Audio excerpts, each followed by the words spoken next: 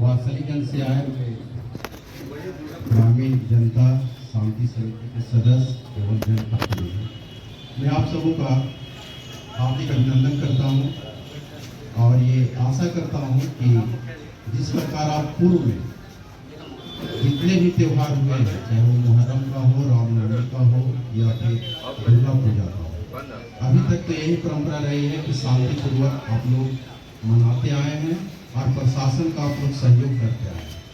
तो हमको भी आपसे यही अपेक्षा है कि हम आपके अनुमंडल में, ये मेरा पहला कदम है, तो हम अपेक्षा करते हैं कि आप भी हमको उतना ही सहयोग और उतना ही प्यार दें, ताकि जो दुर्गा पूजा का ये त्यौहार है वो सौहार्दपूर्ण और शांतिपूर्वक मना सके।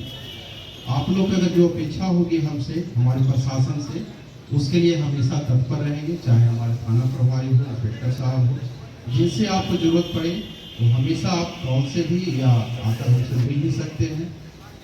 देखिए, दुर्गा पूजा का जो त्यौहार है, यहाँ पे दो चीज़ पर हम लोग ज़्यादा फोकस करेंगे। एक जो होता है पूजा पंडाल तक सीमित रहता है, यानी कि 7वीं 8वीं 9वीं 10वीं। दूसरा जो होता है वो विसर्जन का होता है। उसमें क्या होता है कि जुलूस आप लोग निकालते हैं या उसकी जो प्रक्रिया है वो जैसा सर बताया है, तो 7वीं 8वीं 9वीं 10वीं का जो भीड़ होती है वो मेला का रूप है।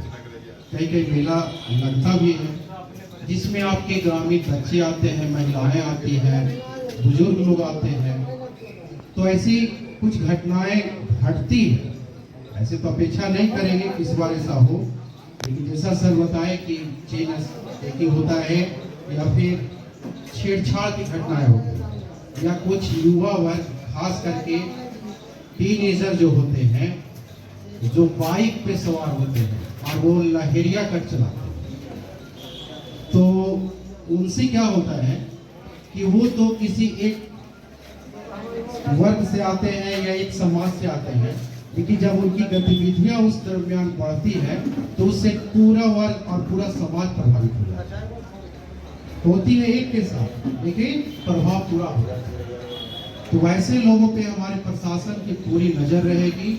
किसी भी प्रकार का वैसे लोग नजर आएंगे इस क्षेत्र में, तो मेरी भी गश्ती रहेगी उस दिन, थाना की गश्ती रहेगी, वहाँ पे स्टैटिक फोर्स रहेंगे, पैदल गश्ती भी रहेगी। तो हम अपेक्षा आपसे करेंगे कि वैसे वर्ग या वैसे युवा वर्ग जो हैं, जो इस तरह की गतिविधि में उस दिन शामिल हों, उनको आप अगर आपके नज़दीक के हैं या आपके संपर्क के हैं, तो उनके अभिभावक को आप ये सलाह दे दें कि इस तरह की घटनाएं आपके बच्चों के द्वारा उचित ना हो, और ना तो प्रशासन सख्ती से पेश आए। दूसरी चीज, छेड़छाड़ होती है।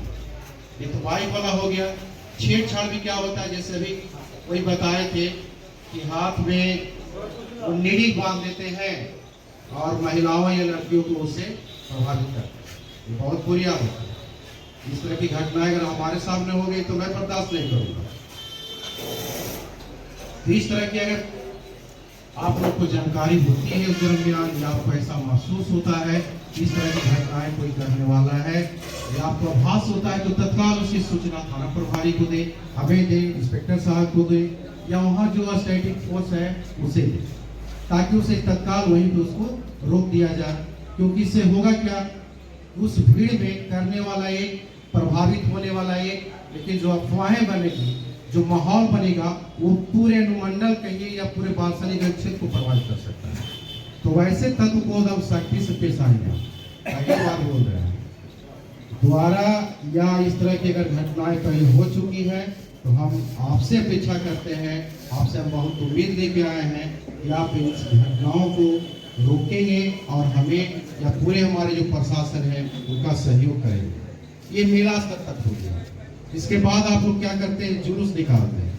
तो जुलूस के लिए जो है वो लाइसेंस डीलर होता है। कुछ हमारे पास लाइसेंस भी आए थे, मैंने साइन कर दिया है।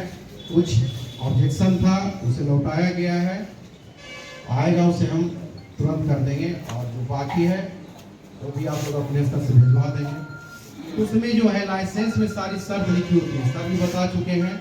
उस शर्त में रूट का निर्धारण होगा, कौन सा हथियार का प्रतिबंध है, उसमें ये सारा चीज उसमें लिखा हुआ रहता है।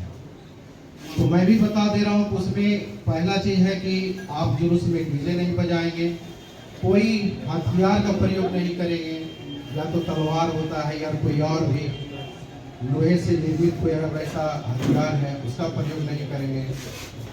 तीसरी बात है कि जो रूट निर्धारित है उस रूट से ही आप मूर्ति विसर्जन करेंगे। अगर किसी कारण से अगर रूट परिवर्तन करना हो, सड़क जाम हो गई है, कोई घटना घट गई है, तो उसकी सूचना तत्काल थाना प्रभारी को दे देंगे, हमें दे देंगे, एसडीओ साहब को दे देंगे। उसके बाद आपके रूट को हम लोग परिवर्तित कर देंगे। इन सारी चीजों को आप अच्छी तरह से समझ लें। पहले भी बता दिया गया होगा, शांति समिति की बैठक पहले भी हो चुकी होगी। तो हम आपसे यही अपेक्षा करते हैं कि जिस तरह से आप पूर्व में शांतिपूर्वक सद्भावपूर्वक मनाते आ रहे हैं, प्रशासन का सहयोग करते आ रहे हैं, आप हमें भी उस तरह का सहयोग करें। मेरी तरफ से आपका पूरा सहयोग मिलेगा। आप जब भी कॉल करें या कोई भी समस्या हो, हमारे ऑफिस में आके कभी भी किसी समय भी आके मिल सकते हैं। कोई भी समस्या हो, ये नहीं कि सिर्फ दुर्गा पूजा का ही, इसके बाद भी अगर कोई समस्या हो क्षेत्रीय थाना स्तरीय पे, तो हमसे आकर मोबाइल से बात कर सकते हैं या खुद ऑफिस में आके कर सकते हैं। हम आपके लिए 24 घंटा उपलब्ध रहेंगे। इन्हीं शब्दों के साथ मैं अपनी वाणी समाप्त करता हूं और अपेक्षा करता हूं कि मार्शलीगंज पूर्व की भांति इस बार भी शांतिपूर्वक पूजा संपन्न होगा।